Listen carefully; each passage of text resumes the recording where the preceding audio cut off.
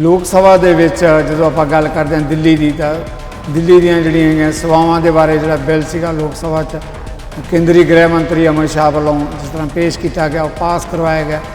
ਲੱਗਦਾ ਨਹੀਂ ਕਿ ਵਿਰੋਧੀ ਧਿਰ ਜਿਹੜੀ ਇੰਡੀਆ ਦੇ ਪਲੇਟਫਾਰਮ 'ਤੇ ਪਹਿਲੀ ਵਾਰ ਇਕੱਠੀ ਹੋਈ, ਇੱਕ ਵੱਡਾ ਝਟਕਾ ਲੱਗਿਆ ਉਸ ਤੋਂ ਬਾਅਦ 2014 ਤੋਂ ਬਾਅਦ ਜਦੋਂ ਦੇ ਮੋਦੀ ਸਾਹਿਬ ਸੱਤਾ 'ਚ ਆਏ ਆ, ਮੈਜੋਰਿਟੀ ਵਾਲੀ ਸੱਤਾ 'ਚ ਜੀ, ਉਹਨਾਂ ਦਾ ਜਿਹੜਾ ਰਵੱਈਆ ਹੈ ਦਿਨ ਬ ਦਿਨ ਉਹ ਪੂਰਾ ਇੱਕ ਤਾਨਾਸ਼ਾਹੀ ਵਾਲਾ ਰੂਪ ਅਖਤਿਆਰ ਕਰ ਰਿਹਾ। ਅਮਿਤ ਸ਼ਾਹ ਸਿਰਫ ਤੇ ਸਿਰਫ ਕਿਉਂਕਿ ਆਪਣੀ ਗੱਲ ਨੂੰ ਉੱਥੇ ਰੱਖਣਾ ਚਾਹੁੰਦੇ ਆ, ਲੇਕਿਨ ਇਹ ਸਾਰੇ ਦੇਸ਼ ਨੂੰ ਪਤਾ ਹੈ ਕਿ ਇਹ ਆਪਣੀ ਸੱਤਾ ਦੇ ਅਹੰਕਾਰ 'ਚ ਕੌਂਸਟੀਟਿਊਸ਼ਨ ਦੀਆਂ ਧੱਜੀਆਂ ਉਡਾਈਆਂ ਜਾ ਰਹੀਆਂ ਔਰ ਲੋਕਾਂ ਦੀ ਮੈਂਡੇਟ ਦਾ ਅਪਮਾਨ ਕੀਤਾ ਜਾ ਰਿਹਾ।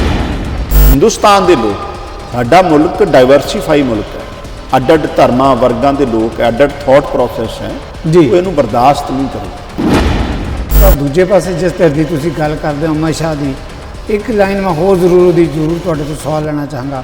ਉਹ ਕਹਿੰਦੇ ਸਿਰਫ ਬਿੱਲ ਤੱਕ ਹੀ ਜਿਹੜਾ ਇੰਡੀਆ ਜਿਹੜੀਆਂ ਸਾਰੀਆਂ ਵਿਰੋਧੀ ਧਿਰਾਂ ਇੱਕ ਥਾਂ ਸੀ, ਕਹਿੰਦੇ ਹੁਣ ਬਿੱਲ ਦੇ ਪਾਸ ਹੁੰਦਿਆਂ ਹੀ ਇਹ ਸਾਰੀਆਂ ਧਿਰਾਂ ਫੇਰ ਖੰਡ ਪੁੰਨ ਜਾਣੀਆਂ ਲੱਗਦੀ ਹੈ। ਜਿਸ ਦਿਨ ਦਾ ਇੰਡੀਆ ਦਾ ਪਲੇਟਫਾਰਮ ਬਣਿਆ, ਜਿਸ ਤਰੀਕੇ ਨਾਲ ਤਰੇਲੀਆਂ ਮੋਦੀ ਸਾਹਿਬ ਨੂੰ ਆ ਰਹੀਆਂ, ਜਿਸ ਤਰੀਕੇ ਨਾਲ ਭਾਜਪਾ ਘਬਰਾਈ ਹੋਈ ਆ, ਉਹਨਾਂ ਦੇ ਚਿਹਰਿਆਂ ਤੋਂ ਦੇਖ ਰਿਹਾ। ਜਿਹੜੇ ਗਵਰਨਰ ਬਾਰ-ਬਾਰ ਸੰਵਿਧਾਨ ਦੀ ਗੱਲ ਕਰਕੇ ਇੱਦਾਂ ਦਾ ਕਹਿੰਦੇ ਕਿ ਮੈਨੂੰ ਜਵਾਬ ਨਹੀਂ ਦਿੱਤਾ ਜਾ ਰਿਹਾ, ਕਿਤੇ ਇਹ ਤਾਂ ਨਹੀਂ ਲੱਗਦਾ ਕਿ ਕੱਲ੍ਹ ਨੂੰ ਇਹ ਕੋਈ ਖਤਰਨਾਕ ਸਥਿਤੀ, ਖਤਰਨਾਕ ਮੋੜ ਲੈ ਸਕਦੀ ਹੈ? ਸਭ ਤੋਂ ਵੱਧ ਦਲਿਤਾਂ ਤੇ ਅਤਿਆਚਾਰ ਮਣੀਪੁਰ 'ਚ ਹੋ ਰਿਹਾ, ਲੋਕਾਂ ਤੇ ਅਤਿਆਚਾਰ ਔਰ ਰੇਪ ਕੀਤੇ ਜਾ ਰਹੇ ਆ, ਨੰਗੀਆਂ ਕਰਕੇ ਬੱਚਿਆਂ ਨੂੰ ਸੜਕਾਂ ਤੇ ਪਰੇਡ ਕੀਤਾ ਜਾ ਰਿਹਾ ਭਾਜਪਾ ਵੱਲੋਂ। ਉੱਥੇ ਭਾਜਪਾ ਦੀ ਸਰਕਾਰ ਕਿਉਂ ਨਹੀਂ ਕੋਈ ਗਵਰਨਰ ਬੋਲਿਆ? ਪੰਜਾਬ ਦਾ ਗਵਰਨਰ ਜਿਸ ਤਰੀਕੇ ਨਾਲ ਚੁਣੀ ਹੋਈ ਸਰਕਾਰ, ਚਾਹੇ ਉਹ ਸੈਸ਼ਨ ਬੁਲਾਉਣ ਦੀ ਗੱਲ ਹੈ, ਚਾਹੇ ਪੰਜਾਬ ਯੂਨੀਵਰਸਿਟੀ ਨੂੰ ਹਰਿਆਣੇ ਦੇਣ ਦੀ ਵਕਾਲਤ ਕਰਦਾ, ਚੰਡੀਗੜ੍ਹ 'ਚ ਸਾਰੀਆਂ ਪਾਰਟੀਆਂ ਨੂੰ ਦਫ਼ਤਰ ਦਿੱਤੇ, ਆਮ ਆਦਮੀ ਪਾਰਟੀ ਨੂੰ ਕਿਉਂ ਨਹੀਂ ਦਫ਼ਤਰ ਦੀ ਜਗ੍ਹਾ ਦੇ ਰਿਹਾ? ਇਹਦਾ ਮਤਲਬ ਉਹਦੇ ਇੰਟਰਸਟ ਜਿਹੜੇ ਆ ਐਂਟੀ ਪੰਜਾਬ ਹੈ। ਇੰਡੀਆ ਦੇ ਜੋ ਪਲੇਟਫਾਰਮ ਦੀ ਗੱਲ ਕਰਦੇ ਹਾਂ, ਉੱਥੇ ਆਪਾਂ ਕਾਂਗਰਸ ਤੇ ਆਪ ਦੂਜੀਆਂ ਵਿਰੋਧੀ ਧਿਰਾਂ ਵੀ ਬੈਠਦੀਆਂ। ਜਦੋਂ ਆਪਾਂ ਪੰਜਾਬ 'ਚ ਆਉਂਦੇ ਹਾਂ ਤਾਂ ਉੱਥੇ ਬੋਲੀ ਜਿਹੜੀ ਹੈ ਬਦਲ ਜਾਂਦੀ ਹੈ। ਕੀ ਵਜ੍ਹਾ ਹੈਗੀ ਹੈ? ਫਿਰ ਇਹ ਕਿਸ ਤਰ੍ਹਾਂ ਦਾ ਸਹਿਯੋਗ ਹੋਏਗਾ? ਭਾਜਪਾ ਕੁਛ ਨਹੀਂ ਬਚਿਆ। ਭਾਜਪਾ ਨੇ ਜਿਹੜੇ ਕਾਂਗਰਸ 'ਚ ਰਿਜੈਕਟਡ ਲੋਕ ਹੈ, ਉਹ ਸਾਰੇ ਜਾਂ ਜਿਨ੍ਹਾਂ ਤੇ ਕਰਪਸ਼ਨ ਦੇ ਚਾਰਜਸ ਹੈ, ਉਹ ਸਾਰੇ ਭਾਜਪਾ ਨੇ ਅਡੋਪਟ ਕਰ ਲਏ। ਇਹ ਐਂਟੀ ਮੋਦੀ ਜਿਹੜੀਆਂ ਵੋਟਾਂ ਆ ਉਹ ਵੰਡੀਆਂ ਨਾ ਜਾਣ, ਉਹ ਕੰਸੋਲੀਡੇਟ ਹੋ ਜਾਣ। ਤੇ ਉਹਦੇ ਲਈ ਆਲਰੇਡੀ ਜਿਹੜਾ ਇੰਡੀਆ ਦਾ ਪਲੇਟਫਾਰਮ ਹੈ ਉਹ ਸਾਰੀ ਪਲੈਨਿੰਗ ਕਰ ਰਿਹਾ, ਉਹ ਅੰਡਰ ਕੰਸੀਡਰੇਸ਼ਨ।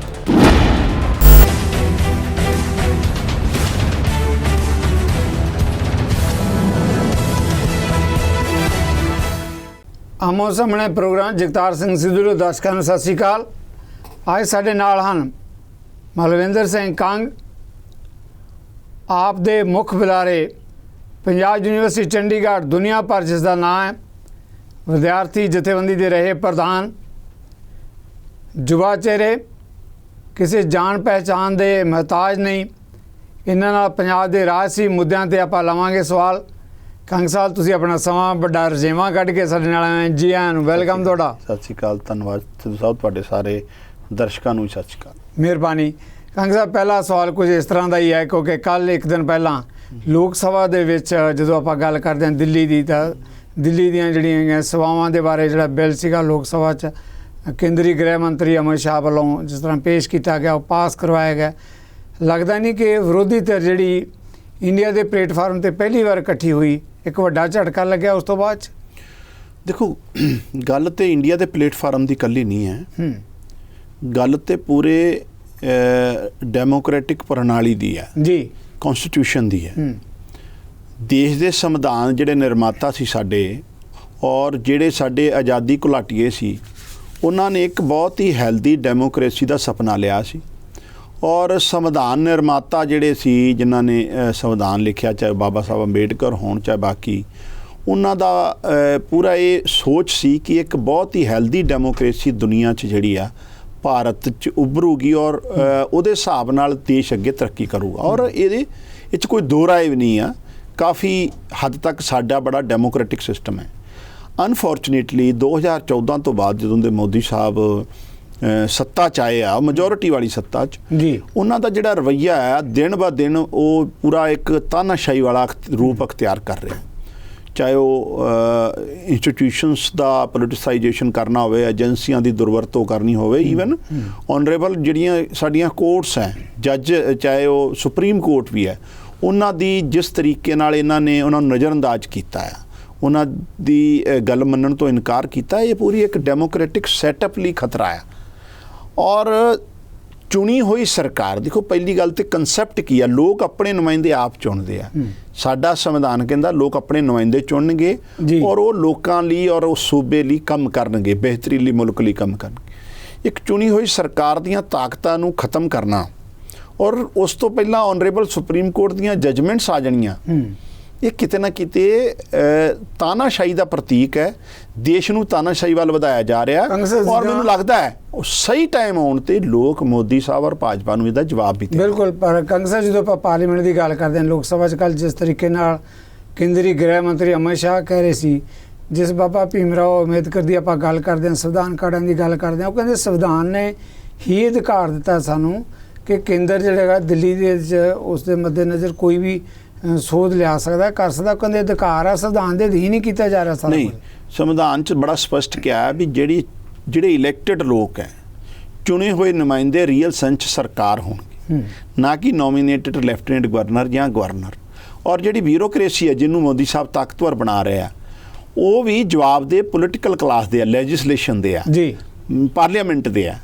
ਸੋ ਇਹ ਅਮਿਤ ਸ਼ਾਹ ਸਿਰਫ ਤੇ ਸਿਰਫ ਕਿਉਂਕਿ ਆਪਣੀ ਗੱਲ ਨੂੰ ਉੱਥੇ ਰੱਖਣਾ ਚਾਹੁੰਦੇ ਆ, ਲੇਕਿਨ ਇਹ ਸਾਰੇ ਦੇਸ਼ ਨੂੰ ਪਤਾ ਹੈ ਕਿ ਇਹ ਆਪਣੀ ਸੱਤਾ ਦੇ ਅਹੰਕਾਰ 'ਚ ਕਨਸਟੀਟਿਊਸ਼ਨ ਦੀਆਂ ਧੱਜੀਆਂ ਉਡਾਈਆਂ ਜਾ ਰਹੀਆਂ ਔਰ ਲੋਕਾਂ ਦੀ ਮੈਂਡੇਟ ਦਾ ਅਪਮਾਨ ਕੀਤਾ ਜਾ ਰਿਹਾ, ਜਿਹਨੂੰ ਲੋਕ ਹਿੰਦੁਸਤਾਨ ਦੇ ਲੋਕ, ਸਾਡਾ ਮੁਲਕ ਡਾਈਵਰਸੀਫਾਈ ਮੁਲਕ ਹੈ, ਅੱਡ-ਅੱਡ ਧਰਮਾਂ ਵਰਗਾਂ ਦੇ ਲੋਕ ਹੈ, ਅੱਡ-ਅੱਡ ਥਾਟ ਪ੍ਰੋਸੈਸ ਹੈ, ਉਹ ਇਹਨੂੰ ਬਰਦਾਸ਼ਤ ਨਹੀਂ ਕਰੂਗਾ। ਬਿਲਕੁਲ, ਜਿੱਦਾਂ ਕਹਿ ਰਹੇ ਕਿ ਲੋਕ ਬਰਦਾਸ਼ਤ ਨਹੀਂ ਕਰਨਗੇ। ਪਰ ਦੂਜੇ ਪਾਸੇ ਜਿਸ ਤਰ੍ਹਾਂ ਦੀ ਤੁਸੀਂ ਗੱਲ ਕਰਦੇ ਹੋ ਅਮਿਤ ਸ਼ਾਹ ਦੀ, ਇੱਕ ਲਾਈਨ ਮੈਂ ਹੋਰ ਜ਼ਰੂਰ ਤੁਹਾਡੇ ਤੋਂ ਸਵਾਲ ਲੈਣਾ ਚਾਹਾਂਗਾ। ਉਹ ਕਹਿੰਦੇ ਸਿਰਫ ਬਿੱਲ ਤੱਕ ਹੀ ਜਿਹੜਾ ਇੰਡੀਆ 'ਚ ਜਿਹੜੀਆਂ ਸਾਰੀਆਂ ਵਿਰੋਧੀ ਤਰ੍ਹਾਂ ਇੱਕ ਥਾਂ ਸੀ, ਕਹਿੰਦੇ ਹੁਣ ਬਿੱਲ ਦੇ ਪਾਸ ਹੁੰਦੇ ਹੀ ਇਹ ਸਾਰੀਆਂ ਤਰ੍ਹਾਂ ਫੇਰ ਖੰਡ ਪੁੰਡ ਜਾਣੀਆਂ ਲੱਗਦੀ ਹੈ। ਉਹ ਜੀ ਕੋਈ ਗੱਲ, ਇੰਡੀਆ ਜਿਹੜਾ ਪਲੇਟਫਾਰਮ ਬਣਿਆ ਹੈ ਸਿੱਧੂ ਸਾਹਿਬ, ਇਹਦੇ ਪਿੱਛੇ ਬੜਾ ਬਰੋਡਰ ਮਤਲਬ ਇੱਕ ਅੰਡਰਸਟੈਂਡਿੰਗ ਹੈ ਜੀ। ਉਹ ਹੈ ਵੀ ਅੱਜ ਚਾਹੇ ਬੇਸ਼ੱਕ ਮੈਂ ਅੱਗੇ ਵੀ ਇਹ ਗੱਲ ਕਈ ਵਾਰ ਕਹੀ ਆ ਵੀ ਜਿੰਨੀਆਂ ਵੀ ਪਾਰਟੀਆਂ ਇੰਡੀਆ ਦੇ ਪਲੇਟਫਾਰਮ ਤੇ ਆ, ਉਹਨਾਂ ਤੇ ਪੋਲੀਟੀਕਲ ਆਈਡੀਓਲੋਜੀਕਲ ਡਿਫਰੈਂਸਿਸ ਹੈ, ਲੇਕਿਨ ਅੱਜ ਗੱਲ ਤੇ ਰਹਿ ਗਈ ਦੇਸ਼ ਦੇ ਸੰਵਿਧਾਨ ਨੂੰ ਬਚਾਉਣਾ। ਜੇ ਕਨਸਟੀਟਿਊਸ਼ਨ ਹੀ ਨਾ ਬਚਿਆ, ਡੈਮੋਕ੍ਰੈਟਿਕ ਪ੍ਰਣਾਲੀ ਨਾ ਬਚੀ, ਤੇ ਪਾਰਟੀਆਂ ਦੀ ਐਗਜ਼ਿਸਟੈਂਸ ਕਿੱਥੇ ਰਹਿ ਜੂਗੀ। ਸੋ ਇਸੇ ਕਰਕੇ ਅਕ੍ਰੋਸ ਦਾ ਪਾਰਟੀ ਲਾਈਨ, ਚਾਹੇ ਉਹਨਾਂ ਦੇ ਆਪਣੇ ਬੇਸ਼ੱਕ ਮਮਤਾ ਜੀ ਕਾਮਰੇਡ ਹੋਣ, ਆਪਸ 'ਚ ਕਿੰਨੀ ਲੜਾਈ ਆ, ਕਾਂਗਰਸ ਹੋਵੇ, ਆਮ ਆਦਮੀ ਪਾਰਟੀ ਹੋਵੇ, ਸਮਾਜਵਾਦੀ ਪਾਰਟੀ ਹੋਵੇ, ਕਿੰਨੇ ਅਕ੍ਰੋਸ ਦਾ ਪਾਰਟੀ ਲਾਈਨ ਡਿਫਰੈਂਸਿਸ ਹੈ, ਲੇਕਿਨ ਦੇਸ਼ ਨੂੰ ਬਚਾਉਣ ਵਾਸਤੇ ਸਾਰੇ ਇਕੱਠੇ ਹੋਏ ਆ। ਔਰ ਇਹ ਮੋਦੀ ਸਾਹਿਬ ਜਿਸ ਦਿਨ ਦਾ ਇੰਡੀਆ ਦਾ ਪਲੇਟਫਾਰਮ ਬਣਿਆ, ਜਿਸ ਤਰੀਕੇ ਨਾਲ ਤਰੇਲੀਆਂ ਮੋਦੀ ਸਾਹਿਬ ਨੂੰ ਆ ਰਹੀਆਂ, ਜਿਸ ਤਰੀਕੇ ਨਾਲ ਭਾਜਪਾ ਘਬਰਾਈ ਹੋਈ ਆ, ਉਹਨਾਂ ਦੇ ਚਿਹਰਿਆਂ ਤੋਂ ਦਿਖ ਰਿਹਾ। ਔਰ ਡੈਫੀਨੇਟਲੀ 2024 'ਚ ਦੇਸ਼ ਇੰਡੀਆ ਜਿਹੜਾ ਪਲੇਟਫਾਰਮ ਹੈ, ਇਹਨੂੰ ਲੋਕ ਮੈਜੋਰਿਟੀ ਨਾਲ ਮਤਲਬ ਸੱਤਾ ਦੇਣਗੇ ਔਰ ਇਹ ਤਾਨਾਸ਼ਾਹੀ ਤਾਕਤਾਂ ਨੂੰ ਬਾਹਰ ਦਾ ਰਸਤਾ ਦਿਖਾਉਣ। ਆਪਾਂ ਸੰਵਿਧਾਨ ਦੀ ਗੱਲ ਕਰਦੇ ਹਾਂ, ਜਿੱਦਾਂ ਦਿੱਲੀ ਦੀ ਗੱਲ ਕੀਤੀ, ਆਪਾਂ ਪੰਜਾਬ ਦੀ ਗੱਲ ਹੀ ਕਰ ਲਈਏ। ਪੰਜਾਬ 'ਚ ਆਏ ਦਿਨ ਜਿਹੜੇ ਪੰਜਾਬ ਦੇ ਗਵਰਨਰ ਹੈਗੇ ਆ, ਉਹ ਕਹਿੰਦੇ ਜੀ ਮੈਂ ਸੰਵਿਧਾਨ ਮੁਤਾਬਕ ਜਿਹੜਾ ਹੈਗਾ ਸਟੇਟ ਦਾ ਮੁਖੀ ਹਾਂ, ਮੇਰੀ ਪਰਵਾਹ ਨਹੀਂ ਕੀਤੀ ਜਾਂਦੀ, ਮੈਨੂੰ ਪੱਤਰ ਲਿਖੇ ਜਾਂਦੇ ਆ ਬਾਰ-ਬਾਰ। ਇਹ ਜਿਹੜਾ ਇਸ ਤਰ੍ਹਾਂ ਦਾ ਟਕਰਾਓ ਹੈ ਗਵਰਨਰ ਵੱਲੋਂ ਬਾਰ-ਬਾਰ ਪੱਤਰ ਲਿਖਣਾ, ਉਹਦਾ ਇੱਕ ਆਪਣਾ ਨਜ਼ਰੀਆ ਹੋ ਸਕਦਾ। ਪਰ ਮੈਂ ਬੀਇੰਗ ਏ ਜਰਨਲਿਸਟ ਤੁਹਾਡੇ ਕੋਲ ਸਵਾਲ ਲੈਣਾ ਚਾਹੁੰਦਾ ਕਿ ਜਿਹੜੇ ਗਵਰਨਰ ਬਾਰ-ਬਾਰ ਸੰਵਿਧਾਨ ਦੀ ਗੱਲ ਕਰਕੇ ਇੱਦਾਂ ਦਾ ਕਹਿੰਦੇ ਕਿ ਮੈਨੂੰ ਜਵਾਬ ਨਹੀਂ ਦਿੱਤਾ ਜਾ ਰਿਹਾ, ਕਿਤੇ ਇਹ ਤਾਂ ਨਹੀਂ ਲੱਗਦਾ ਕਿ ਕੱਲ੍ਹ ਨੂੰ ਇਹ ਕੋਈ ਖਤਰਨਾਕ ਸਥਿਤੀ, ਖਤਰਨਾਕ ਮੋੜ ਲੈ ਸਕਦੀ ਹੈ?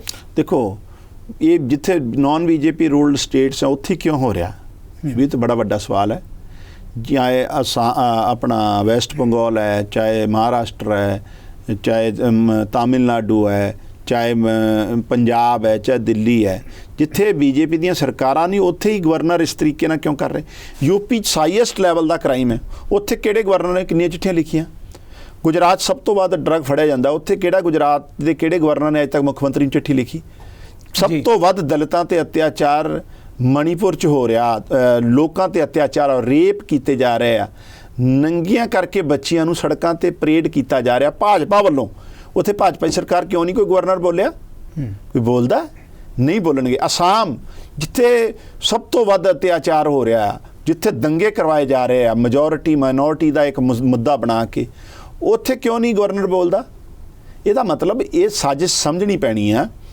ਬੇਸਿਕਲੀ ਗਵਰਨਰ ਕਨਸੈਪਟ ਕੀ, ਗਵਰਨਰ ਤੇ ਬੇਸਿਕਲੀ ਇੱਕ ਵਾਈਟ ਐਲੀਫੈਂਟ ਹੈ। ਇਹ ਤੇ ਇੱਕ ਟੈਂਪਰੇਰੀ ਪ੍ਰੋਵੀਜ਼ਨ ਉਸ ਟਾਈਮ ਕੀਤਾ ਗਿਆ ਸੀ, ਜਿਹੜੇ ਰਾਜੇ ਮਹਾਰਾਜੇ ਸੀ ਉਹਨਾਂ ਨੂੰ ਓਬਲਾਈਜ਼ ਕਰਤਾ ਕਿ ਰਾਜ ਤੁਰੇ ਫਿਰਨਗੇ, ਕਿਉਂਕਿ ਡੈਮੋਕ੍ਰੈਟਿਕ ਪ੍ਰਣਾਲੀ ਨਾਲ ਸਾਰਾ ਦੇਸ਼ ਇਕੱਠਾ ਹੋ ਰਿਹਾ ਸੀ। ਔਰ ਇਹ ਚਿੱਟੇ ਵਾਈਟ ਐਲੀਫੈਂਟ ਪੱਕੇ ਬਣ ਗਏ। ਔਰ ਪੰਜਾਬ ਦਾ ਗਵਰਨਰ ਜਿਸ ਤਰੀਕੇ ਨਾਲ ਚੁਣੀ ਹੋਈ ਸਰਕਾਰ, ਚਾਹੇ ਉਹ ਸੈਸ਼ਨ ਬੁਲਾਉਣ ਦੀ ਗੱਲ ਹੈ, ਚਾਹੇ ਪੰਜਾਬ ਯੂਨੀਵਰਸਿਟੀ ਨੂੰ ਹਰਿਆਣੇ ਦੇਣ ਦੀ ਵਕਾਲਤ ਕਰਦਾ, ਚੰਡੀਗੜ੍ਹ 'ਚ ਸਾਰੀਆਂ ਪਾਰਟੀਆਂ ਨੂੰ ਦਫ਼ਤਰ ਦਿੱਤੇ, ਆਮ ਆਦਮੀ ਪਾਰਟੀ ਨੂੰ ਕਿਉਂ ਨਹੀਂ ਦਫ਼ਤਰ ਦੀ ਜਗ੍ਹਾ ਦੇ ਰਿਹਾ? ਇਹਦਾ ਮਤਲਬ ਉਹਦੇ ਇੰਟਰਸਟ ਜਿਹੜੇ ਆ ਐਂਟੀ ਪੰਜਾਬ ਹੈ। ਪੰਜਾਬ ਦਾ ਰੂਰਲ ਡਿਵੈਲਪਮੈਂਟ ਫੰਡ ਸੈਂਟਰ ਨੇ ਰੋਕ ਰੱਖਿਆ, ਗਵਰਨਰ ਦੀ ਆਵਾਜ਼ ਨਹੀਂ ਨਿਕਲਦੀ। ਪੰਜਾਬ ਦਾ ਨੈਸ਼ਨਲ ਹੈਲਥ ਮਿਸ਼ਨ ਦਾ ਪੈਸਾ ਸੈਂਟਰ ਭਾਜਪਾ ਨੇ ਰੋਕ ਰੱਖਿਆ, ਗਵਰਨਰ ਕੁਸਕਦਾ ਨਹੀਂ ਆ। ਇਹਦਾ ਮਤਲਬ ਇਹਨਾਂ ਦਾ ਮਕਸਦ ਇੱਕੋ ਹੀ ਆ, ਜਿੱਥੇ ਨਾਨ ਬੀਜੇਪੀ ਸਰਕਾਰਾਂ ਹੈ ਉਹਨਾਂ ਸਰਕਾਰਾਂ ਨੂੰ ਕੰਮ ਨਾ ਕਰਨ ਦਿੱਤਾ ਜਾਵੇ। ਉਹਦੇ ਨਾਲ ਉਹ ਇਹ ਇੰਸਟਰਕਸ਼ਨਾਂ ਸੈਂਟਰ ਤੋਂ ਆ ਰਹੀਆਂ, ਕਿਉਂਕਿ ਸਾਰੀ ਉਮਰ ਗਵਰਨਰ ਨੇ ਭਾਜਪਾ ਦੀ ਦਿੱਤੀ ਰੋਟੀ ਰੋਜੀ ਰੋਟੀ ਖਾਧੀ ਹੈ। ਹੁਣ ਉਹਨੂੰ ਉਹ ਜਿਵੇਂ ਓਬਲਾਈਜ਼ ਕੀਤਾ ਹੋਇਆ, ਉਹਨੂੰ ਗਵਰਨਰ ਹਾਊਸ ਦਿੱਤਾ ਹੈ, ਤੇ ਸੁਭਾਵਿਕ ਤੌਰ ਤੇ ਉਹਨਾਂ ਦੀ ਡਿਊਟੀ ਵਜਾ ਰਿਹਾ, ਕੋਈ ਸੰਵਿਧਾਨ ਦੀ ਡਿਊਟੀ ਨਹੀਂ ਵਜਾ ਰਿਹਾ। ਸੰਵਿਧਾਨ ਮੇਰੀ ਲਾਸਟ ਸੰਵਿਧਾਨ ਨੇ ਬੜਾ ਸਪਸ਼ਟ ਕਿਹਾ ਹੈ ਕਿ governor will act on the aid and advice of council of minister. Real sense 'ਚ ਕਾਉਂਸਲ ਆਫ ਮਿਨਿਸਟਰ ਦਾ ਜਿਹੜਾ ਫੈਸਲਾ ਉਹ ਗਵਰਨਰ ਨੂੰ ਮੰਨਣਾ ਪਊਗਾ। ਇੱਕ ਗਵਰਨਰ ਕੋਈ ਮਤਲਬ ਕੋਈ ਉਹਦੇ ਕੋਲ ਰੂਲ ਕਰਨ ਦੀਆਂ ਪਾਵਰਾਂ ਨਹੀਂ ਆ। ਜੇ ਗਵਰਨਰ ਨੇ ਸਰਕਾਰ ਚਲਾਉਣੀ ਹੋਵੇ ਤੇ ਇਲੈਕਸ਼ਨ ਕਿਉਂ ਹੁੰਦੇ? ਪਰ ਇੱਕ ਸਵਾਲ ਜਿਹੜਾ ਹੈਗਾ ਬਿਲਕੁਲ ਕੰਗ ਸਾਹਿਬ ਕਿ ਗਵਰਨਰ ਕੋਲ ਉਸ ਤਰ੍ਹਾਂ ਦੇ ਅਧਿਕਾਰ ਨਹੀਂ ਹੁੰਦੇ, ਪਰ ਗਵਰਨਰ ਜਿਸ ਕਦਰ ਬ੍ਰੇਕਾਂ ਲਾ ਦਿੰਦਾ। ਹੁਣ ਦੇਖੋ ਵਿਧਾਨ ਸਭਾ ਦਾ ਵਿਸ਼ੇਸ਼ ਸੈਸ਼ਨ ਹੋਇਆ, 4 ਬਿੱਲ ਆਏ, ਉਹ ਚਾਰੇ ਬਿੱਲਾਂ ਨੂੰ ਬ੍ਰੇਕਾਂ ਲਾ ਕੇ ਰੱਖਿਆ। ਹੁਣ ਤੁਸੀਂ ਆਪ ਹੀ ਕਹਿ ਰਹੇ ਹੋ ਕਿ ਆਪ ਅਧਿਕਾਰਤ ਤੌਰ 'ਤੇ ਬਾਕੀ ਪੋਲੀਟੀਕਲ ਪਾਰਟੀਆਂ ਦੀ ਬੀਇੰਗ ਜਰਨਲਿਸਟ, ਮੈਂ ਵੀ ਇਹ ਗੱਲ ਮੰਨਦਾ ਕਿ ਜੇ ਬਾਕੀ ਪੋਲੀਟੀਕਲ ਪਾਰਟੀਆਂ ਦੇ ਆਫਿਸ ਹੋ ਸਕਦੇ ਤਾਂ ਆਪ ਦਾ ਕਿਉਂ ਨਹੀਂ ਹੋ ਸਕਦਾ? ਪਰ ਤੁਹਾਨੂੰ ਰੱਦ ਕਰ ਦਿੱਤਾ ਕਿ ਨਹੀਂ ਮਿਲਿਆ। ਸੋ ਗਵਰਨਰ ਨੂੰ ਆਪਾਂ ਕਹਿੰਦੇ ਚਾਹੇ ਵਾਈਟ ਐਲੀਫੈਂਟ ਹੈ ਜਾਂ ਉਹਦੇ ਅਧਿਕਾਰ 'ਚ ਨਹੀਂ ਹੈ, ਪਰ ਜਦੋਂ ਬ੍ਰੇਕਾਂ ਲਾ ਰਹੀਆਂ ਉਹ ਸਰਕਾਰ ਦੇ ਕੰਮਕਾਜ 'ਤੇ ਤਾਂ ਸਿੱਧੇ ਤੌਰ 'ਤੇ ਅਸਰ ਪੈ ਰਿਹਾ। ਤੇ ਫਿਰ ਮੈਂ ਤਾਂ ਇਹੀ ਕਹਿ ਰਿਹਾ, ਤੇ ਫਿਰ ਇਹਦਾ ਮਤਲਬ ਮੁਲਕ ਤਾਨਾਸ਼ਾਹੀ ਵੱਲ ਵੱਧ ਰਿਹਾ ਨਾ। ਫਿਰ ਸਾਨੂੰ ਸੁਪਰੀਮ ਕੋਰਟ 'ਚ ਜਾਣਾ ਪੈਂਦਾ। ਅੱਜ ਤੇ ਸਾਨੂੰ ਕੋਰਟ 'ਚ ਰਿਲੀਫ ਮਿਲ ਰਹੀ ਹੈ, ਚਾਹੇ ਸੈਸ਼ਨ ਬੁਲਾਉਣਾ ਹੈ, ਚਾਹੇ ਕੋਈ ਹੋਰ ਇਸ਼ੂ ਹੈ। ਕੱਲ੍ਹ ਨੂੰ ਤੇ ਜੇ ਜਿਸ ਤਰੀਕੇ ਨਾਲ ਜੁਡੀਸ਼ੀਅਲ ਸਿਸਟਮ 'ਚ ਵੀ ਇੰਟਰਫੇਰੈਂਸ ਭਾਜਪਾ ਵਧਾ ਰਹੀ ਹੈ, ਜਾਂ ਇਹ ਇੱਕ ਪੂਰਾ ਇੱਕ ਬਣਾ ਰਿਹਾ ਇੱਕ ਇਹਨਾਂ ਦੀ ਪਲਾਨ ਕਰ ਰਿਹਾ ਕਿ ਜੁਡੀਸ਼ਰੀ 'ਚ ਵੀ ਆਪਣੇ ਬੰਦੇ ਜਿਹੜੇ ਇਹਨਾਂ ਦੇ ਸੋਚ ਵਾਲੇ ਲੋਕ, ਤੇ ਸੁਭਾਵਿਕ ਤੌਰ 'ਤੇ ਲੋਕਾਂ ਨੂੰ ਜਸਟਿਸ ਹੀ ਨਹੀਂ ਮਿਲਣਾ। ਇਸੇ ਕਰਕੇ ਇਹ ਸਾਰੀਆਂ ਚੀਜ਼ਾਂ ਨੂੰ ਧਿਆਨ 'ਚ ਰੱਖ ਕੇ ਇੰਡੀਆ ਪਲੇਟਫਾਰਮ ਬਣਿਆ ਕਿ ਇਹਨਾਂ ਜਿਹੜੇ ਤਾਨਾਸ਼ਾਹੀ ਲੋਕਾਂ ਤੋਂ ਮੁਲਕ ਨੂੰ ਨਿਜਾਤ ਦਿਵਾਈ ਜਾਵੇ, ਔਰ ਇਸ ਦੇਸ਼ ਦੀ ਖੂਬਸੂਰਤੀ ਜਿਹੜੀ ਡਾਈਵਰਸੀਫਿਕੇਸ਼ਨ, ਭਾਈਚਾਰਾ, ਅਮਨ ਸ਼ਾਂਤੀ ਉਹਨੂੰ ਬਚਾਇਆ ਜਾਵੇ, ਔਰ ਨਫ਼ਰਤੀ ਲੋਕ, ਨਫ਼ਰਤ ਬੀਜਣ ਵਾਲੇ ਲੋਕ ਇਹ ਲੋਕਾਂ ਨੂੰ ਬਾਹਰ ਦਾ ਰਸਤਾ ਦਿਖਾਏ। ਇਹ ਗੱਲ ਤੁਹਾਡੀ ਮੰਨੀ ਕਿ ਗਵਰਨਰ ਨਾਲ ਟਕਰਾਅ ਦੀ ਵਜ੍ਹਾ ਹੋ ਸਕਦੀ ਹੈ, ਪਰ ਜੇ ਆਪਾਂ ਪੰਜਾਬ ਦੀਆਂ ਦੂਜੀਆਂ ਵਿਰੋਧੀ ਪਾਰਟੀਆਂ ਦੀ ਗੱਲ ਕਰ ਲਈਏ, ਆਪਾਂ ਕਾਂਗਰਸ ਦੀ ਗੱਲ ਕਰ ਲਈਏ, ਅਕਾਲੀ ਦਲ ਦੀ ਕਰ ਲਈ, ਬੀਜੇਪੀ ਤੇ ਚਲੋ ਤੁਸੀਂ ਕਹਿੰਦੇ ਹਾਈ ਹੈ, ਉਹ ਫਿਰ ਸਾਰੀਆਂ ਪੋਲੀਟੀਕਲ ਪਾਰਟੀਆਂ ਸਰਕਾਰ 'ਤੇ ਤਾਂ ਸਵਾਲ ਉਹਦੀ ਪਰਫਾਰਮੈਂਸ 'ਤੇ ਉਠਾਉਂਦੀਆਂ, ਫਿਰ ਹਰ ਦੂਜੇ ਦਿਨ ਜਾ ਕੇ ਗਵਰਨਰ ਨੂੰ ਯਾਦ ਪੱਤਰ ਦਿੰਦੀਆਂ ਕਿ ਦੇਖੋ ਜੀ ਸਰਕਾਰ ਆ ਨਹੀਂ ਕਰ ਰਹੀ, ਸਰਕਾਰ ਉਹ ਨਹੀਂ ਕਰ ਰਹੀ। ਦੇਖੋ ਅਪੋਜੀਸ਼ਨ ਪਾਰਟੀਆਂ ਜਦੋਂ ਕੋਈ ਮੁੱਦਾ ਬਣਾਉਂਦੀਆਂ ਸੀ ਨਾ, ਉਹ ਲੋਕਾਂ 'ਚ ਜਾਂਦੀਆਂ ਸੀ ਕਿ ਅਸੀਂ ਲੋਕਾਂ ਜਾਵਾਂਗੇ, ਲੋਕਾਂ ਨੂੰ ਕਵਾਂਗੇ, ਲਾਮਬੰਦ ਕਰਾਂਗੇ ਸਰਕਾਰ ਦੇ ਖਿਲਾਫ। ਇਹ ਵੇਖ ਲਓ 1.5 ਸਾਲ ਹੋ ਗਿਆ ਜਿੰਨੀਆਂ ਪੰਜਾਬ ਦੀਆਂ ਅਪੋਜੀਸ਼ਨ ਪਾਰਟੀਆਂ ਗਵਰਨਰ ਦੇ ਪਿੱਛੇ ਲੁਕਦੀਆਂ। ਕਿਉਂ? ਕਿਉਂਕਿ ਲੋਕ ਇਹਨਾਂ ਨੂੰ ਮੂੰਹ ਲਾਉਣ ਨੂੰ ਤਿਆਰ ਨਹੀਂ, ਲੋਕ ਇਹਨਾਂ ਨਾਲ ਸਹਿਮਤ ਨਹੀਂ ਹੈ। ਲੋਕ ਭਗਵੰਤ ਸਿੰਘ ਮਾਨ ਦੀ ਸਰਕਾਰ ਨਾਲ ਸਹਿਮਤ ਹੈ। ਲੋਕਾਂ ਦਾ ਭਰੋਸਾ ਮਾਨ ਸਾਹਿਬ ਦੀ ਅਗਵਾਈ ਵਾਲੀ ਸਰਕਾਰ ਦੀ ਕਾਰਗੁਜ਼ਾਰੀ 'ਚ ਹੈ। ਇਸੇ ਕਰਕੇ ਗਵਰਨਰ ਹੋਵੇ, ਕਾਂਗਰਸ ਹੋਵੇ, ਅਕਾਲੀ ਹੋਵੇ, ਚਲੋ ਭਾਜਪਾ ਤਾਂ ਉਹਨਾਂ ਦੀ ਗਵਰਨਰ ਹੀ ਆ, ਅਲਟੀਮੇਟਲੀ ਗਵਰਨਰ ਹੀ ਲੀਡਰ ਹੈ, ਚਾਹੇ ਹੁਣ ਭਾਜਪਾ ਕਾਂਗਰਸੀਕਰਨ ਇੱਕੋ ਹੀ ਗੱਲ ਹੈ। ਇਹ ਸਾਰੇ ਜਾ ਕੇ ਉਹ ਇੱਕ ਖਬਰ ਬਣਾਉਣ ਲਈ ਗਵਰਨਰ ਦੇ ਪਿੱਛੇ ਲੁਕਦੇ ਆ। ਲੋਕਾਂ ਦੀ ਕਚਹਿਰੀ 'ਚ ਇਹਨਾਂ ਨੂੰ ਕੋਈ ਮੂੰਹ ਨਹੀਂ ਲਾ ਰਿਹਾ। ਇਹ ਸਾਡਾ ਸਭ ਤੋਂ ਵੱਡਾ ਭਰੋਸਾ ਲੋਕਾਂ 'ਚ। ਕੰਗ ਸਾਹਿਬ ਤੁਸੀਂ ਬਾਰ-ਬਾਰ ਭਾਜਪਾ ਔਰ ਕਾਂਗਰਸ ਦਾ ਜ਼ਿਕਰ ਕੀਤਾ ਕਿ ਆਪਸ ਵਿੱਚ ਇੱਦਾਂ ਦੀ ਇੱਕੋ ਜਿਹੀਆਂ ਸ਼ਕਲਾਂ ਜਾਂ ਇੱਕੋ ਜਿਹੀ ਇਹਨਾਂ ਦੀ ਵਿਚਾਰਧਾਰਾ ਜਾਂ ਸੋਚ ਹੈਗੀ ਹੈ, ਪਰ ਜਦੋਂ ਆਪਾਂ ਇੰਡੀਆ ਦੀ ਗੱਲ ਕਰਦੇ ਦੇਖੋ ਬੜਾ ਇੱਕ ਟਿਪੀਕਲ ਜਿਹਾ ਕੁਐਸਚਨ ਇਸ ਗੱਲ 'ਤੇ ਜਿਹੜਾ ਸ਼ਾਇਦ ਦਰਸ਼ਕ ਜਿਹੜੇ ਤੁਹਾਨੂੰ ਦੇਖ ਰਹੇ ਸੁਣ ਰਹੇ ਆ ਉਹਨਾਂ ਦੇ ਮਨ 'ਚ ਵੀ ਹੋਏਗੀ ਗੱਲ ਕਿ ਇੰਡੀਆ ਦਾ ਜੋ ਪਲੇਟਫਾਰਮ ਦੀ ਗੱਲ ਕਰਦੇ ਹਾਂ ਉੱਥੇ ਆਪਾਂ ਕਾਂਗਰਸ ਤੇ ਆਪ ਦੂਜੀਆਂ ਵਿਰੋਧੀ ਧਿਰਾਂ ਵੀ ਬੈਠਦੀਆਂ। ਜਦੋਂ ਆਪਾਂ ਪੰਜਾਬ ਚਾਹੁੰਦੇ ਹਾਂ ਤਾਂ ਉੱਥੇ ਬੋਲੀ ਜਿਹੜੀ ਹੈ ਬਦਲ ਜਾਂਦੀ ਹੈ। ਕੀ ਵਜ੍ਹਾ ਹੈਗੀ ਹੈ? ਫਿਰ ਇਹ ਕਿਸ ਤਰ੍ਹਾਂ ਦਾ ਸਹਿਯੋਗ ਹੋਏਗਾ? ਨਹੀਂ, ਮੈਂ ਕਿਹਾ ਜਿਹੜੀ ਭਾਜਪਾ ਦਾ ਡੈਲੀਗੇਸ਼ਨ ਪਿਛਲੇ ਦਿਨਾਂ 'ਚ ਗਵਰਨਰ ਨੂੰ ਮਿਲਿਆ ਉਹ ਸਾਰੇ ਕਾਂਗਰਸੀ ਹੈ। ਜਾਖੜ ਸਾਹਿਬ ਆਉਣ, ਬਲਵੀਰ ਸਿੱਧੂ, ਕਾਂਗੜ, ਰਾਣਾ ਸੋਢੀ, ਵੇਰਕਾ ਸਾਹਿਬ ਜਿਹੜੇ ਅੰਮ੍ਰਿਤਸਰ ਵਾਲੇ। ਇੱਕ ਅਖਬਾਰ ਨੇ ਲਿਖਤਾ ਵੀ ਕਾਂਗਰਸ ਦਾ ਡੈਲੀਗੇਸ਼ਨ ਗਵਰਨਰ ਨੂੰ ਮਿਲਿਆ ਤਾਂ ਭਾਜਪਾ ਦਾ ਹੀ। ਸੋ ਮੈਂ ਉਹ ਕਹਿ ਰਿਹਾ ਵੀ ਭਾਜਪਾ ਦਾ ਤਾਂ ਭਾਜਪਾ 'ਚ ਕੁਛ ਨਹੀਂ ਬਚਿਆ। ਭਾਜਪਾ ਨੇ ਜਿਹੜੇ ਕਾਂਗਰਸ 'ਚ ਰਿਜੈਕਟਡ ਲੋਕ ਹੈ ਉਹ ਸਾਰੇ, ਜਾਂ ਜਿਨ੍ਹਾਂ ਤੇ ਕਰਪਸ਼ਨ ਦੇ ਚਾਰजेस ਹੈ, ਉਹ ਸਾਰੇ ਭਾਜਪਾ ਨੇ ਅਡਾਪਟ ਕਰ ਲਏ। ਸੋ ਉਹ ਕਾਂਗਰਸੀਕਰਨ ਭਾਜਪਾ ਦਾ ਇਸ ਤਰੀਕੇ ਨਾਲ ਹੋ ਗਿਆ। ਸੋ ਨੈਸ਼ਨਲ ਲੈਵਲ ਤੇ ਮੈਂ ਤੁਹਾਨੂੰ ਪਹਿਲਾਂ ਵੀ ਗੱਲ ਕਹੀ ਹੈ ਵੀ ਉਹ ਇੰਡੀਆ ਦੇ ਸੰਵਿਧਾਨ ਨੂੰ ਬਚਾਉਣ ਦੀ ਲੜਾਈ ਹੈ, ਔਰ ਨੈਸ਼ਨਲ ਲੀਡਰਸ਼ਿਪ ਨੇ ਤੈਅ ਕੀਤਾ ਹੈ। ਪੰਜਾਬ ਦੀ ਜਾਂ ਸਟੇਟ ਦੀ ਲੀਡਰਸ਼ਿਪ ਨੇ ਤੈਅ ਨਹੀਂ ਕੀਤਾ, ਆਮ ਆਦਮੀ ਪਾਰਟੀ ਦੀ ਨੈਸ਼ਨਲ ਲੀਡਰਸ਼ਿਪ ਨੇ, ਸਮਾਜਵਾਦੀ ਲੀਡਰਸ਼ਿਪ ਨੇ, ਮਮਤਾ ਜੀ ਦੀ ਲੀਡਰਸ਼ਿਪ ਨੇ, ਕਾਂਗਰਸ ਦੀ ਲੀਡਰਸ਼ਿਪ, ਕਿ ਦੇਸ਼ ਦੇ ਸੰਵਿਧਾਨ ਨੂੰ ਬਚਾਵਾਂਗੇ ਤਾਂ ਹੀ ਤੇ ਪਾਰਟੀਆਂ ਬਚਣਗੀਆਂ। ਬਿਲਕੁਲ ਠੀਕ। ਇੱਕ ਸਵਾਲ ਹੋਰ ਇਸ ਮੁੱਦੇ 'ਤੇ, ਮੈਂ ਬਹੁਤਾ ਸਮਾਂ ਇਸ ਮੁੱਦੇ 'ਤੇ ਨਹੀਂ ਲਵਾਂਗਾ, ਤੁਹਾਡਾ ਸੀਮਤ ਸਮਾਂ ਆਪਣੇ ਕੋਲੇ।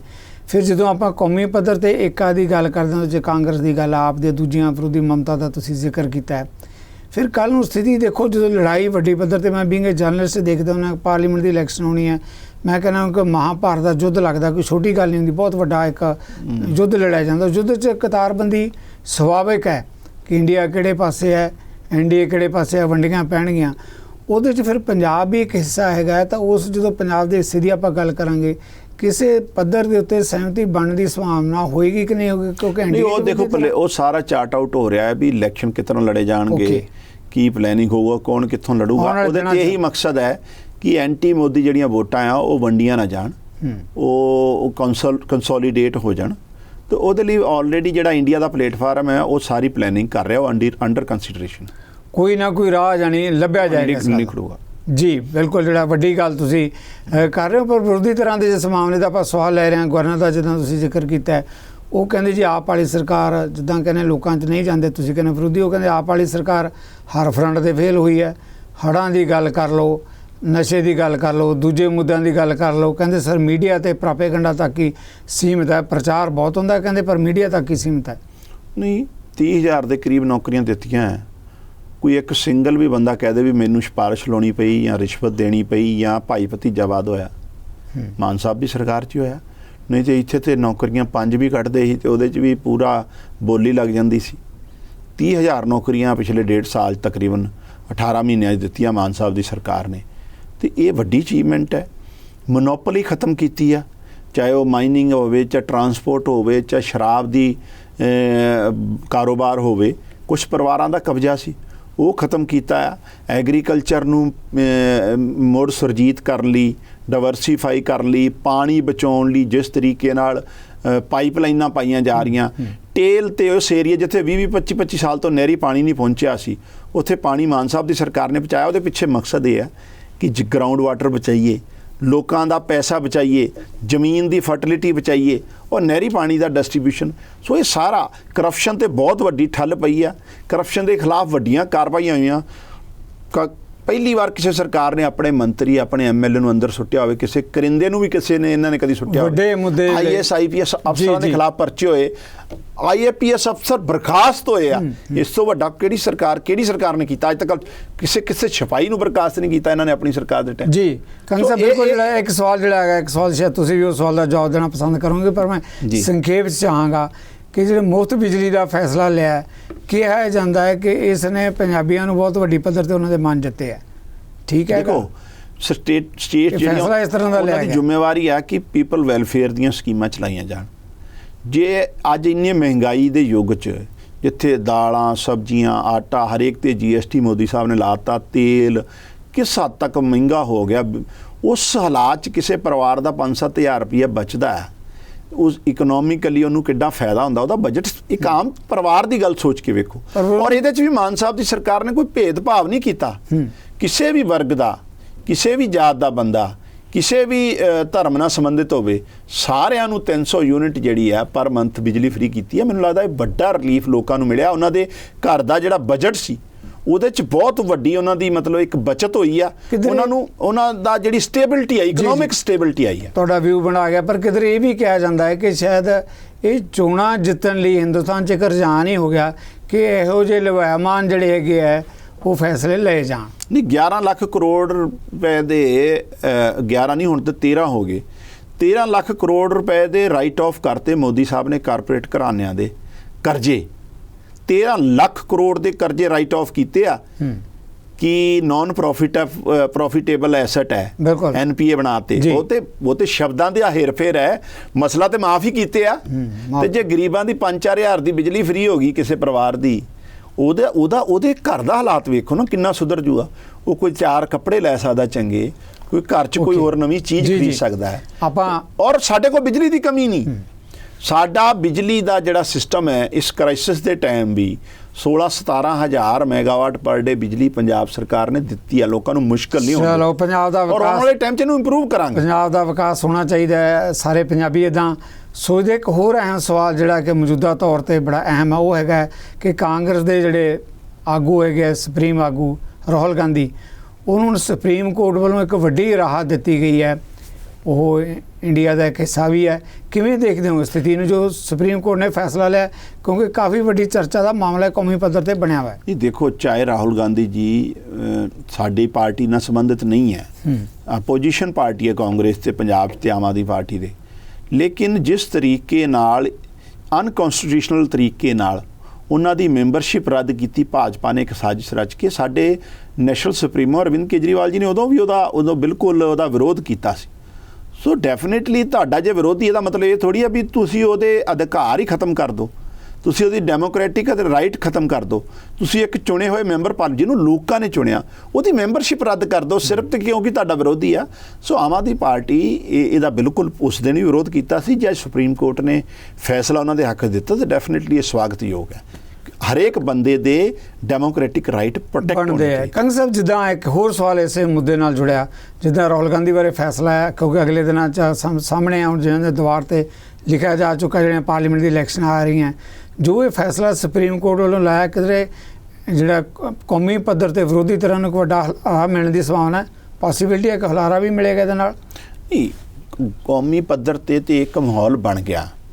ਇੰਡੀਆ ਪਲੇਟਫਾਰਮ ਬਣਨ ਪਿੱਛੇ ਸਿਰਫ ਪੋਲੀਟੀਕਲ ਪਾਰਟੀਆਂ ਦੀ ਮਨਸ਼ਾ ਨਹੀਂ ਹੈ, ਕਰੋੜਾਂ ਲੋਕਾਂ ਦੀ ਭਾਵਨਾ ਵੀ।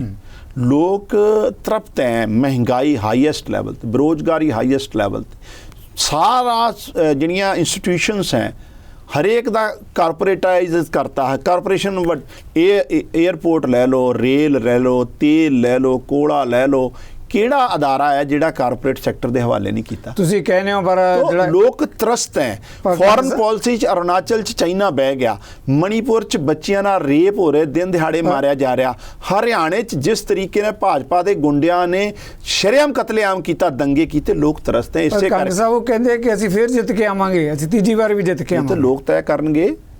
ਜੇ ਮੋਦੀ ਸਾਹਿਬ, ਇੱਕ ਗੱਲ ਬੜੀ ਸਪਸ਼ਟ ਹੈ, ਜੇ 2024 'ਚ ਵੀ ਮੋਦੀ ਸਾਹਿਬ ਜਿੱਤਦੇ ਆ ਤੇ ਉਸ ਤੋਂ ਬਾਅਦ ਦੇਸ਼ 'ਚ ਇਲੈਕਸ਼ਨ ਨਹੀਂ ਹੋਣੇ। ਇਹ ਲੋਕਾਂ ਨੇ ਗੱਲ ਸਮਝ ਲਈ ਆ।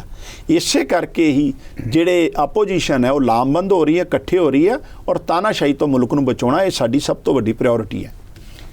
ਆਖਰੀ ਸਵਾਲ ਆ, ਇਹ ਮੰਨਿਆ ਜਾਂਦਾ ਹੈ ਕਿ ਨਰਿੰਦਰ ਮੋਦੀ ਦੀ ਜਿਹੜੀ ਸਰਕਾਰ ਹੈ ਕੇਂਦਰ ਵਿੱਚ, ਉਹ ਜਿਹੜੀ ਵਿਰੋਧੀ ਧਿਰ ਹੈ ਉਹਨਾਂ ਦੇ ਆਗੂਆਂ ਤੇ ਚੁਣ ਕੇ ਹਮਲੇ ਕਰਦੀ ਹੈ, ਆਪ ਵੀ ਇਸ ਦੀ ਵੱਡੀ ਭੁਗਤ ਭੋਗੀ ਹੈ, ਕੀ ਕਹੋਗੇ? ਸੁਭਾਵਿਕ ਹੈ। ਜਿਸ ਤਰੀਕੇ ਨਾਲ ਏਜੰਸੀਆਂ ਦੀ ਦੁਰਵਰਤੋਂ ਇਹਨਾਂ ਨੇ ਕੀਤੀ ਹੈ, ਦੇਖੋ ਹੈਮੰਤ ਬਿਸ਼ਵਾ ਜਿਹੜਾ ਉਹਦੇ ਖਿਲਾਫ ਬੀਜੇਪੀ ਧਰਨਾ ਲਾਉਂਦੀ, ਬੀਜੇਪੀ 'ਚ ਆ ਗਿਆ, ਕਲੀਨ ਚਿੱਟ ਮੁੱਖ ਮੰਤਰੀ। ਪੰਜਾਬ 'ਚ ਬਲਵੀਰ ਸਿੱਧੂ ਦੇ ਖਿਲਾਫ, ਕਾਂਗੜ ਦੇ ਖਿਲਾਫ, ਸ਼ਿਆਮ ਸੁੰਦਰ ਰੋੜਾ ਦੇ ਖਿਲਾਫ, ਜਿੰਨੇ ਲੀਡਰ ਲੈ ਲਓ ਇਹਨਾਂ ਦੇ ਖਿਲਾਫ ਬੀਜੇਪੀ ਧਰਨੇ ਲਾਉਂਦੀ ਸੀ, ਬੀਜੇਪੀ ਜੁਆਇਨ ਕਰ ਲਈ, ਕਲੀਨ ਚਿੱਟ। ਔਰ ਕੱਲ ਤੇ ਮੈਂਬਰ ਪਾਰਲੀਮੈਂਟ ਜਿਹੜੀ ਲੇਖੀ ਇਹਨਾਂ ਦੀ, ਜਿਹੜੀ ਦਿੱਲੀ ਤੋਂ ਮੈਂਬਰ ਪਾਰਲੀਮੈਂਟ, ਉਹਨੇ ਪਾਰਲੀਮੈਂਟ 'ਚ ਕਿਹਾ ਹੈ, on the house of floor ਕਿਹਾ, ਆਪੋਜੀਸ਼ਨ ਵਾਲਿਆਂ ਨੂੰ ਚੁੱਪ ਕਰ ਜਾਓ ਨਹੀਂ ਤੇ ਈਡੀ ਭੇਜ ਦਾਂਗੇ ਤੁਹਾਡੇ ਘਰ। ਇਸ ਹੱਦ ਤੱਕ ਦੁਰਵਰਤੋਂ ਅਗਰ ਕਿਸੇ ਨੇ ਕੀਤੀ ਹੈ ਤੇ ਭਾਜਪਾ ਨੇ ਕੀਤੀ ਹੈ। ਇਸੇ ਕਰਕੇ ਲੋਕ ਜਿਹੜੇ ਇਹਨਾਂ ਦੇ ਖਿਲਾਫ ਲਾਮਬੰਦ ਹੋ ਰਹੇ ਆ, ਔਰ ਜਿਹੜੀਆਂ ਏਜੰਸੀਆਂ 'ਚ ਕੰਮ ਕਰਨ ਵਾਲੇ ਅਫਸਰ ਹੈ ਜਾਂ ਜਿਹੜਾ ਸਟਾਫ ਹੈ ਉਹ ਵੀ ਇਹਨਾਂ ਦੇ ਮਾਰੇ ਬੜੇ ਪਰੇਸ਼ਾਨ ਹੈ, ਔਰ ਇਹਨਾਂ ਨੂੰ ਸਬਕ ਸਿਖਾਉਣਗੇ। ਕੰਗ ਸਾਹਿਬ, ਬਹੁਤ ਬਹੁਤ ਮਿਹਰਬਾਨੀ, ਧੰਨਵਾਦ ਤੁਹਾਡਾ। ਧੰਨਵਾਦ ਸਿੱਧੂ ਸਾਹਿਬ। ਇਹ ਸਨ ਮਲਵਿੰਦਰ ਸਿੰਘ ਕੰਗ, ਆਪਦੇ ਵੱਡੇ ਕਦਾਵਰ ਆਗੂ। ਪੰਜਾਬ ਦੇ ਭਵਿੱਖ ਬਾਰੇ ਸੁਪਨੇ ਚਿਤਵੇ ਹੈ, ਸੁਪਨੇ ਸਾਕਾਰ ਹੋਣਗੇ। ਸਾਡੀਆਂ ਵੀ ਸ਼ੁਭ ਇਛਾਵਾਂ ਹੈ। ਇੰਜੀ ਆਪਾਂ ਅਗਲੇ ਹਫ਼ਤੇ ਕਿਸੇ ਹੋਰ ਅਹਿਮ ਹਸਤੀ ਨਾਲ ਕਰਾਂਗੇ ਮੁਲਾਕਾਤ। ਤਦ ਤੱਕ ਲਈ ਮੈਨੂੰ ਵੀ ਦਿਓ ਇਜਾਜ਼ਤ। ਸਤਿ ਸ੍ਰੀ ਅਕਾਲ।